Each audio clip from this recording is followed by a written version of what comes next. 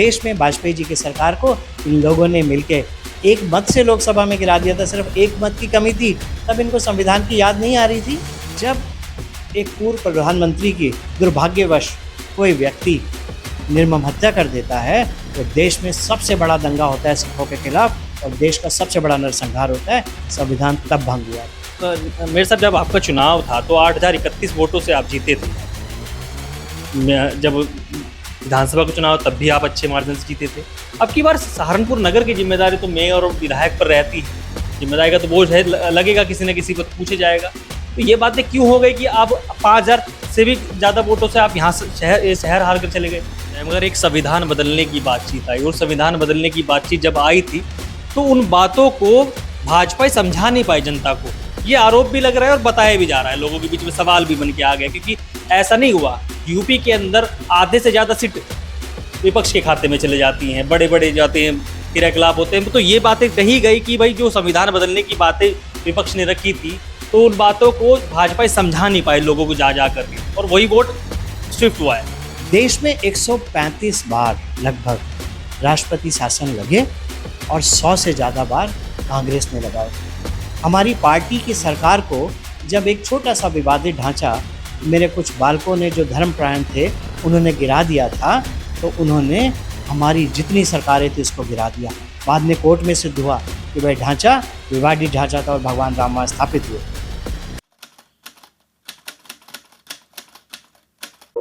देश भर में 2024 के चुनाव खत्म हो चुके हैं।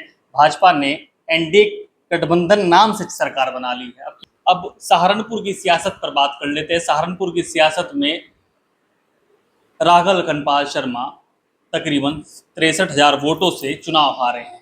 इस पर समीक्षा की जा रही है, लगातार पूछी जा रही है कि चुनाव किस लिए हारे, क्या कारण रहा। तो इसी बातचीत को लेकर के मैं सीधे सहारनपुर के महापौर डॉक्टर अजय कुमार सिंह से बातचीत करूंगा। सबसे पहले डॉक्टर साहब, आपका स्वागत है। नमस्कार। कैसे देखते हैं 2024 में भाजपा की हार और सहारनपुर नगर निगम भी हार गई? देखिए, पूरे देश में आज एनडीए ने अपने आप को सिद्ध करा है और देश में तीसरी बार जो इतिहास में दोबारा होने जा रहा है और हुआ है, माननीय प्रधानमंत्री नरेंद्र भाई मोदी ने प्रधानमंत्री के रूप में शपथ लिए, जो अपने आप में एक बहुत बड़ी उपलब्धि है। ये जरूर है, हमने कोई एक संख्या तय की थी और ऐसा विश्वास था कि हमारे विकास कार्यों को लेकर लोगों के चरणों में जाएंगे और लोग वह संख्या को पार कराएंगे। उसमें थोड़ा कमी रह गया, वह जरूर है। तो पार्टी है, विश्व की सबसे बड़ी लोकतांत्रिक पार्टी है। पार्टी मंथन करेगी, पार्टी विचार करेगी और सब चीज़ें ठीक तरह से चलेंगी। और जिस राह में देश विकास की राह में माँ भारती को परम वैभव दिलाने की ओर चल चुका है, उस देश में सब कार्य उसी दिशा में किए जा रहे हैं, किए जाएंगे। एक चुनाव, निकाय चुनाव भी हुए थे, सभी की सभी सीटें यहाँ से निकल गई थी। चाहे आप 2022 के चुनाव देख सकते हैं, मगर 2024 के चुनाव को बड़ी गहरी नज़र से देखा जा रहा था कि ये चुनाव बड़े टक्कर से लड़ा जाएगा और काफ़ी मार्जिन से इमरान मसूद सहारनपुर चुनाव जीते हैं। इस पर आपकी प्रतिक्रिया क्या है? देखिए, हम लोग बहुत मेहनत किया, एक एक कार्यकर्ता ने बहुत मेहनत किया। पार्टी ने एक बहुत ही अच्छा हमें कैंडिडेट दिया राघव लखनपाल शर्मा के रूप में, जो इतने सौम्य हैं, इतने सभ्य हैं और प्रदेश के लिए, पूरे प्रदेश में भी और पूरे नगर में भी, पूरे लोकसभा में लगातार लोगों के संपर्क में रहते हैं, लगातार कार्य करते हैं। लेकिन एक कारण कहा जाए तो वो उचित नहीं होगा। अनेक कारण रहते हैं जिसके कारण हम लोग विजयश्री हासिल नहीं कर पाए। लेकिन हार जीत चुनाव में होती है, कोई बड़ी चीज़ नहीं है। और लगातार पुनः सब मिलकर इसका मंथन भी करेंगे, कोई जो कमियां रह गई उस पर भी विचार करेंगे और पुनः कार्य करेंगे और कोशिश करेंगे कि आगे के चुनावों में उससे भी बड़ी जीत के साथ, उससे भी बड़े मार्जिन के साथ हम लोग लगातार जीत हासिल करें। आपकी नज़रों में वो कौन से कारण है जिस पर चुनाव हारे हैं? देखिए, मैं एक कारण कहूँ तो उचित नहीं होगा, लेकिन ये बात तय है कि विपक्ष किसी विचार को लेके, किसी मैनिफेस्टो को लेके, किसी संकल्प को लेके कार्य नहीं कर रहा था। पूरे देश में उन्होंने एक झूठ का परसेप्शन क्रिएट किया। हम लोग, हमारे नेता, हमारे प्रधानमंत्री कहते हैं कि इस देश का सबसे बड़ा धर्म राष्ट्रपिता है और इस देश की सबसे बड़ी धार्मिक पुस्तक बाबा साहब द्वारा रचित देश का संविधान है। मेरे प्रधानमंत्री कहते हैं कि जब मैं रविदास जयंती पर काशी पर जाता हूँ तो मुझे आनंद मिलता है और देश के हर नागरिक को वहाँ जाके नमन करना चाहिए। ऐसे में एक झूठ का रेफरेंडम क्रिएट किया कि संविधान में बदलाव आ जाएगा, जबकि आप देखा जाए, मैं अपने बार बार कहता रहा हूँ, पार्टी के सब लोग कहते रहे हैं, संविधान का अगर किसी ने हनन किया है, संविधान को जिसने तोड़ा मरोड़ा है, तो वह पार्टी कांग्रेस पार्टी है। उन्होंने एक नहीं अनेकों अनेकों बार संविधान को तोड़ा है। तो एक झूठ का रेफरेंडम क्रिएट किया गया, झूठ का रेफरेंडम किया कुछ जातियों के नाम पे, कि क्रिएट किया कि साहब वो साथ नहीं है, वो नाराज है। जबकि आप अगर मतगणना को देखते हैं और मत को देखते हैं, बूथ वाइज भी देखते हैं, तो सभी का प्यार मिला है, सभी का स्नेह मिला है। लेकिन कहीं ना कहीं विपक्ष एकजुट होता दिखाई दिया, कोई विचारधारा नहीं थी। अगर दो पार्टियां तीन पार्टियां लड़ रही थी, वो एकजुट होती हुई दिखाई दी, या एक ये मान लिया जाए एक पार्टी ने अपने आप को डमी मान लिया, जिसके कारण भाई संख्याएं का खेल होता है लोकतंत्र, और उन संख्याओं में हम वह संख्या पार नहीं कर पाए और हमें विजयश्री हासिल नहीं हुई। लेकिन अगर हमारे कैंडिडेट की बात की जाए, तो हमारा कैंडिडेट तो इतना अच्छा कैंडिडेट है, बेदाग कैंडिडेट है, लगातार लोगों के बीच में रहने वाला कैंडिडेट है, और उसने लगातार लोगों के लिए काम भी किया है। तो हम ये कहें कि दो कैंडिडेट के बीच की लड़ाई हुई थी, तो ऐसा नहीं है। ये मान लिया जाए एक झूठ में क्रिएट किया गया रेफरेंडम और एक विचारधारा, पवित्र विचारधारा के बीच में लड़ाई हुई थी। संख्याओं की कुछ कमी रह गई, विजयश्री नहीं मिली, लेकिन देश में माननीय प्रधानमंत्री के अगुवाई में सरकार बनी है और विकास का जो रथ चला है वो पुनः चलता रहे। उन्हें चलता रहे, मगर एक संविधान बदलने की बातचीत आई, और संविधान बदलने की बातचीत जब आई थी तो उन बातों को भाजपा समझा नहीं पाई जनता को। ये आरोप भी लग रहा है और बताया भी जा रहा है, लोगों के बीच में सवाल भी बन के आ गया, क्योंकि ऐसा नहीं हुआ। यूपी के अंदर आधे से ज्यादा सीट विपक्ष के खाते में चले जाती हैं, बड़े बड़े जाते हैं, क्रियाकलाप होते हैं। तो ये बातें कही गई कि भाई जो संविधान बदलने की बातें विपक्ष ने रखी थी, तो उन बातों को भाजपा समझा नहीं पाए लोगों को जा करके, और वही वोट शिफ्ट हुआ है। हो सकता है ऐसी कुछ कमी रह गई हो, लेकिन आपको बात बताएं, देश में 135 बार लगभग राष्ट्रपति शासन लगे और 100 से ज़्यादा बार कांग्रेस ने लगाए। हमारी पार्टी की सरकार को जब एक छोटा सा विवादित ढांचा, मेरे कुछ बालकों ने जो धर्मपरायण थे उन्होंने गिरा दिया था, तो उन्होंने हमारी जितनी सरकारें थी उसको गिरा दिया। बाद में कोर्ट में सिद्ध हुआ कि वह ढांचा विवादित ढांचा था और भगवान राम वहाँ स्थापित हुए। जब एक पूर्व प्रधानमंत्री की दुर्भाग्यवश कोई व्यक्ति निर्मम हत्या कर देता है, तो देश में सबसे बड़ा दंगा होता है सिखों के खिलाफ, और देश का सबसे बड़ा नरसंहार होता है। संविधान तब भंग हुआ था। तो संविधान में तो अनेकों अनेक उदाहरण है। संविधान तब भंग हुआ था 1975 में, जब आप इमरजेंसी लगा देते हैं। तो ये संविधान के मानने वाले लोग थोड़ी ही हैं, ये तो संविधान का झूठा रेफरेंडम क्रिएट करते हैं। और ये वही लोग हैं जिन्होंने 7 दशक तक गरीबों को गरीब रखा, जातियों में बांट के रखा, धर्म के आधार पर राजनीति करी और धर्म के आधार पर लोगों को अपीजमेंट करते रहे। अब क्योंकि सत्ता में आना था, अपना लाभ था, इसलिए मिलजुल गए। तो कुछ संख्याओं में अंतर है, लेकिन देश की जनता बहुत समझदार है। उन्होंने पुनः तीसरी बार माननीय प्रधानमंत्री को देश की गद्दी सौंपी है, देश की कमान सौंपी, और माननीय प्रधानमंत्री पूरे प्रयत्न के साथ, पूरी भारतीय जनता पार्टी पूरे प्रयत्न के साथ देश की सेवा करेगी, देश के चरणों में नमन करते हुए अपने कार्य को जारी रखेगी। कार्य को जारी रखेंगे। 303 पिछली बार थे, अब की बार 240 सीटें आई आपके पास आई हैं।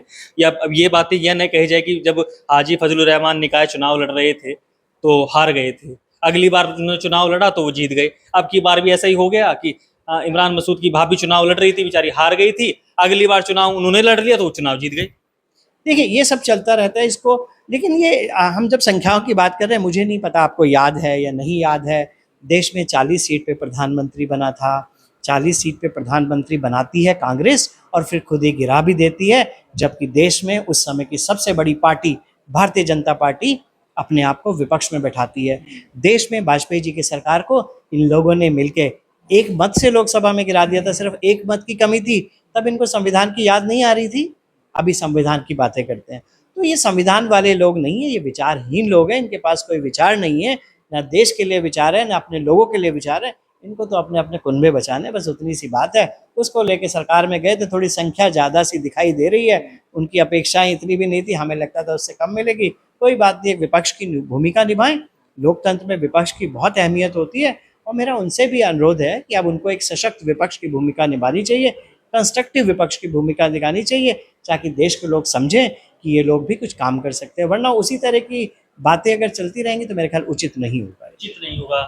तकरीबन जब मेरे साहब जब आपका चुनाव था तो 8031 वोटों से आप जीते थे यहाँ पर। जब विधानसभा का चुनाव तब भी आप अच्छे मार्जिन से जीते थे। अब की बार सहारनपुर नगर की जिम्मेदारी तो मेयर और विधायक पर रहती है, जिम्मेदारी का तो बोझ है, लगेगा किसी न किसी को तो पूछे जाएगा। तो ये बातें क्यों हो गई कि अब से भी ज़्यादा वोटों से आप यहाँ से शहर हार कर चले गए।